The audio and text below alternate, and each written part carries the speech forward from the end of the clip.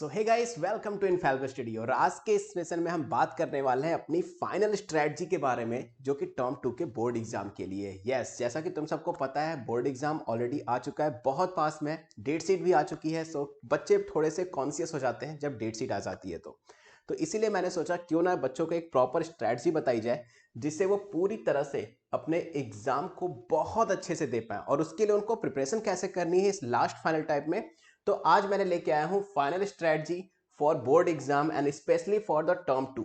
Yes, ये पूरा का पूरा जो हमारा आज का सेशन होने वाला है, ये पूरी तरह से टर्म 2 के लिए डेडिकेटेड है। सो आई एम सूर्य प्रकाश, बिना लेट किए हुए जल्दी से स्टार्ट करते हैं और देखते हैं क्या क्या स्ट्रेटजी आज मैं इस सेशन में लेकर आया हूं तुम लोगों के लिए।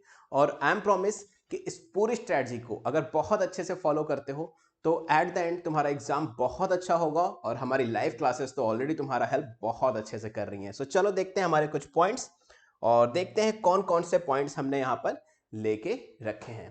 सो फर्स्ट ऑफ ऑल देखते हैं हमारा फर्स्ट पॉइंट क्या कहता है। Let's check it out the first point.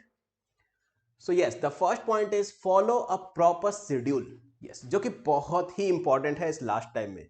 क्या होता है ना, बच्चे ये सोच लेते हैं कि अब तो मुझे सारे ही सब्जेक्ट पढ़ने हैं और वो सारे सब्जेक्ट को प्रॉपरली पढ़ना स्टार्ट कर लेते हैं। बट माय डियर स्टूडेंट्स, ऐसा होता नहीं है। आपको एक प्रॉपर शेड्यूल बनाना पड़ेगा। प्रॉपर शेड्यूल बनाना पड़ेगा। वो शेड्यूल किस चीज का होना चाहिए कि आपको किस टाइम पे कौन सा सब्जेक्ट रीड आउट करना है। और ऐसा नहीं है कि आपका फ्रेंड मॉर्निंग में बैठकर साइंस लर्न कर रहा है तो आप भी बैठकर साइंस लर्न करोगे, नहीं। तुम्हारी टाइमिंग होनी चाहिए। देखो, दो तरह की टाइमिंग होती है, मैं पहले बता देता हूं। एक मोस्ट इंपॉर्टेंट टाइम, ये वो टाइम है जिस टाइम पे तुम बहुत ज्यादा कॉन्शियस रहते हो, बहुत ज्यादा फ्री माइंडेड रहते हो और तुम्हारी लर्निंग कैपेसिटी बहुत ज्यादा होती है। यस,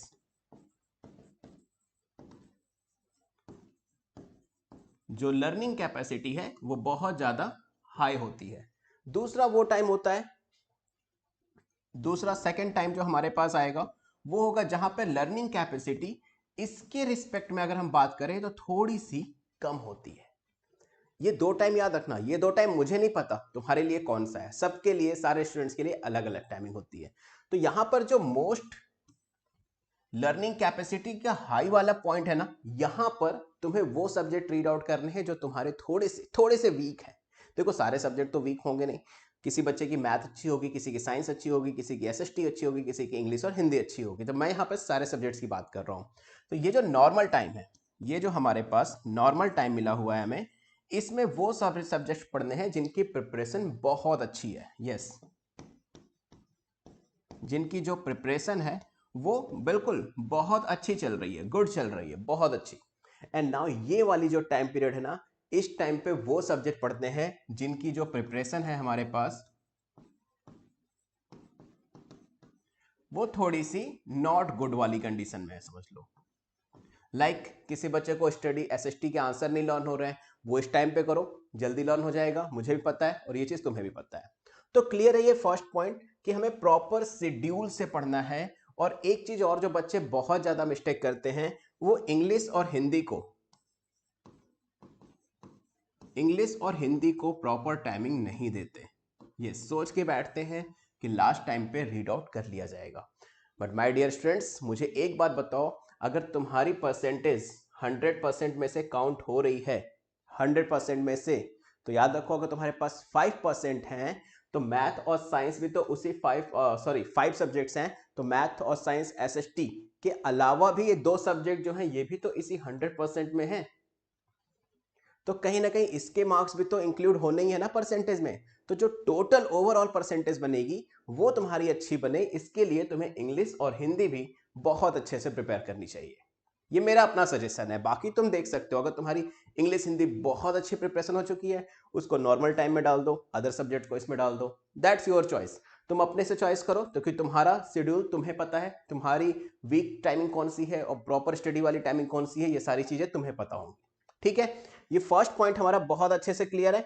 सो बढ़े अपने नेक्स्ट पॉइंट की तरफ। यस, सो जो हमारा नेक्स्ट पॉइंट है वो ये कहता है कि don't have too much on your plate. देखो, अब शादी में तो गए नहीं हो, है ना, कि आज जितना खाना है बस खा लेना है, कल से हमें खाना नहीं मिलना। भाई, तुम्हारी ही बुक्स है, तुम्हारी ही सारी चीजें, तुम जब चाहे तब स्टडी कर सकते हो। तो एक साथ ज्यादा चीजें लेके मत बैठ जाओ, और ना ही पूरे दिन में। देखो तुम्हारे पास मोस्टली 5 सब्जेक्ट्स होते हैं, मैं सबसे पहले बताता हूँ। हमारे पास जो सब्जेक्ट्स हैं वो टोटल 5 सब्जेक्ट्स हैं। एक मैं ले लेता हूं मैथ्स, साइंस, एसएसटी, इंग्लिश और प्लस हिंदी, एक साथ लिख लेता हूं मैं। पांचों के पांचों सब्जेक्ट को तुम एक दिन में नहीं पढ़ सकते, है ना, बिल्कुल पॉसिबल ही नहीं है। अच्छा कंटेंट देना है, अच्छी आंसर राइटिंग सीखनी है, अच्छी प्रिपरेशन करनी है, तो बिल्कुल भी ट्राई मत करो कि ये पांचों सब्जेक्ट को वन डे में, मतलब हर दिन नहीं कर सकते, ऑल्टरनेशन में करो।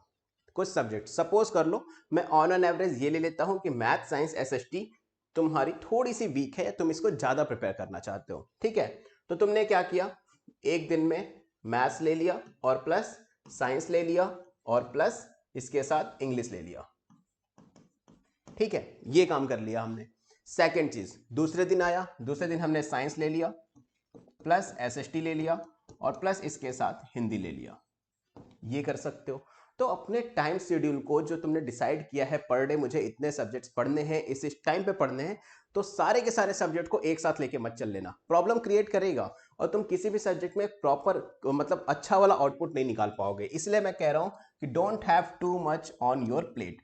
प्लेट इन द सेंस कहने का मतलब है कि वन टाइम पे, है ना। जैसे हम शादियों में जाते हैं, हम क्या करते हैं, एक प्लेट ली, सारा कुछ बफेट में से निकाल के उस पर रख लिया, है ना, यही तो होता है मैक्सिमम जगह। अब क्या हो रहा है, दाल सब्जी के साथ मिक्स हो रही है, सब्जी दाल के साथ मिक्स हो रही है, रोटी अचार के साथ मिक्स हो रहा है, तो मिक्सअप हो गया ना, लेकिन किसी भी एक प्रॉपर चीज का टेस्ट वहां पर नहीं आएगा।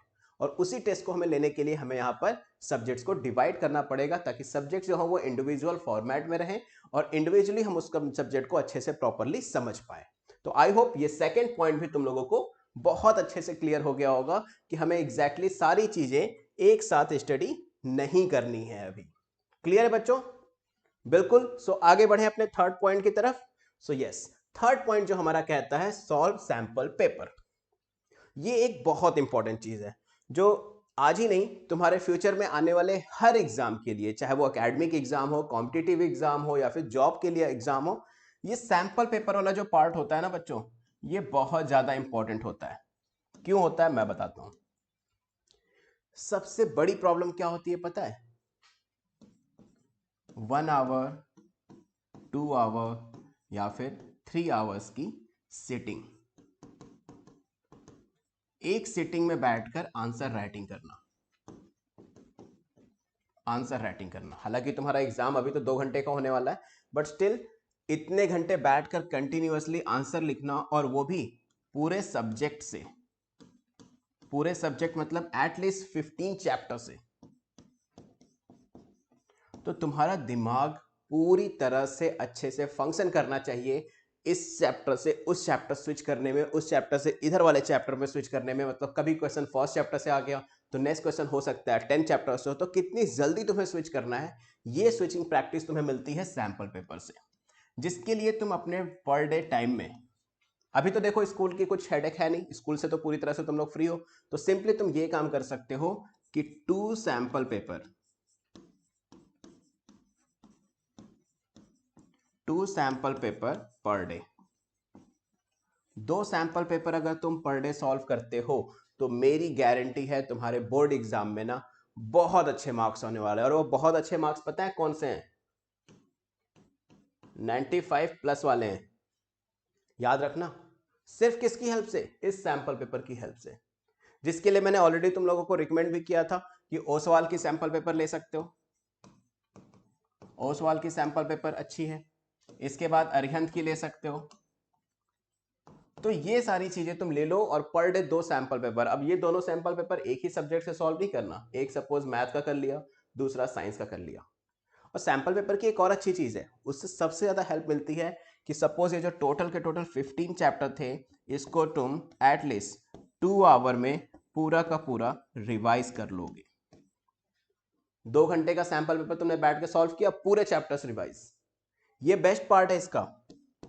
इसीलिए मैं हमेशा कहता हूं sample paper is really more important. और मैंने एक वीडियो भी बनाई थी टर्म 1 में कि सैंपल पेपर की इंपॉर्टेंस एग्जैक्टली होती क्या है। क्लियर है? ये भी आगे बढ़ते हैं जल्दी से अपने नेक्स्ट टॉपिक की तरफ, है ना। बिल्कुल स्टडी टिप्स की वीडियो है तो बहुत ज्यादा लंबा खींचने की जरूरत है नहीं।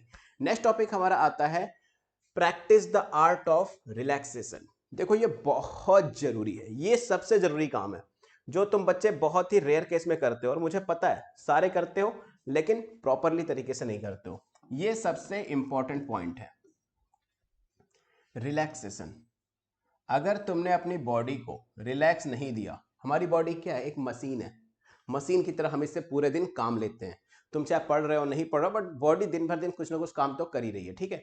उस मशीन से जो तुम काम ले रहे हो तो तुम्हें काम के लिए उसको कुछ ना कुछ रेस्ट भी तो देना पड़ेगा। लाइक फैक्ट्रीज में जब मशीनें वर्क करती हैं तो हमें उसे रात में ऑयलिंग ग्रीसिंग सब कुछ करना पड़ता है, एक प्रॉपर रेस्ट देना पड़ता था कि ज़्यादा हीटअप ना हो जाए। वही चीज़ सेम हमारी बॉडी के साथ भी है, हमें एक प्रॉपर रिलैक्सेशन लेना बहुत जरूरी है। अब ये रिलैक्सेशन लेते कैसे हैं ये मैं थोड़ा सा ब्रीफ बताऊंगा तुम्हें एग्जैक्टली यहाँ पे, कि एटलीस्ट 40 to 50 मिनट्स की स्टडी करो, ठीक है। इतने मिनट्स की स्टडी करो और इसके बाद 10 to 15 मिनट्स का रेस्ट लो, ठीक है। ये एक प्रॉपर मेथड है हमारे पढ़ने का और रेस्ट करने का। अब तुम कहोगे सर आपने तो अभी कहा था कि 2 आवर की सिटिंग में पूरे के पूरे सैंपल पेपर सॉल्व करने हैं, तो बेटा ये सैंपल पेपर को तुम एज अ एग्जाम लो ना। एग्जामिनेशन हॉल में मैं थोड़ी कहूंगा कि आधे घंटे तुमने कर लिया तो अब थोड़ी देर रेस्ट कर लो, नहीं ऐसा नहीं होता ना।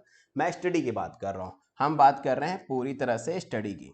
तो अगर स्टडी कर रहे हो तो 40-50 मिनट्स की स्टडी करो, देन उसके बाद ये 10 to 15 मिनट्स का रेस्ट ले लो। इस रेस्ट में तुम्हें कोई भी ऐसा काम नहीं करना है जिसमें तुम्हारा ब्रेन यूज हो। जिसमें क्या यूज हो, ब्रेन यूज हो। दूसरी चीज, आई पे ज्यादा इफेक्ट है, आई पे ज्यादा टीवी मोबाइल ये सब नहीं करना। हाँ 2 काम कर सकते हो, सबसे बेस्ट काम क्या होता है, कहीं पे वॉक कर लो, थोड़ी देर किसी से टॉक कर लो, 1-to-1 टॉक, ऐसा नहीं फोन लगा लिया भाई अब फ्रेंड से बात करने लगे। म्यूजिक सुन लो, ठीक है। और अच्छे से हाथ मुंह वगैरह भी धो सकते हो, ये सारे काम तुम कर सकते हो। ये मोस्ट प्रेफरेबल काम है जो तुम्हें इस 10 या 15 मिनट्स के रेस्ट टाइम में करने चाहिए, और ये बहुत इंपॉर्टेंट रोल प्ले करेगा जब तुम अपनी प्रिपरेशन करना स्टार्ट करोगे बच्चों।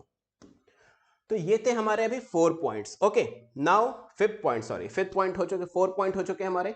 टोटल 4 पॉइंट मैंने तुम्हें बताया है एग्जैक्टली हम अपने एग्जाम की प्रिपरेशन को बहुत अच्छा कैसे कर सकते हैं। नाउ हमारा ऑब्वियसली बात है कि इतना सब कुछ होने के बाद एक चीज तुम्हारे एग्जाम को और ज्यादा अच्छा बना सकती है, वो है इनफैलिबल स्टडी का सब्सक्राइब बटन। यस, इनफैलिबल स्टडी को चैनल को सब्सक्राइब जरूर कर देना, बहुत अच्छा लगेगा मुझे। और सब्सक्राइब करके लाइक और शेयर अपने फ्रेंड्स के साथ जरूर कर देना, ताकि सारे बच्चों को पता चले कि एग्जैक्टली कौन सा ऐसा तरीका है जिससे तुम अपने बोर्ड एग्जाम की प्रिपरेशन को यानी टर्म 2 की प्रिपरेशन को बहुत ज्यादा अच्छा कर सकते हो बच्चों।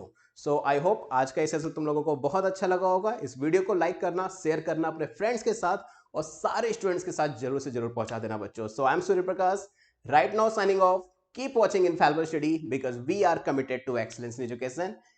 And yes, don't forget to like, share and subscribe. और एक चीज जो मैं हर बार कहता हूं, वीडियो को देखना सुनना ही सिर्फ यूज में नहीं आएगा बच्चों। जब तक तुम लोग इस चीज को फॉलो नहीं करोगे तब तक ये सारी चीजें तुम्हारे यूज में नहीं आएंगी। So start following it and बस एग्जाम में फोड़ देना है। Bye bye.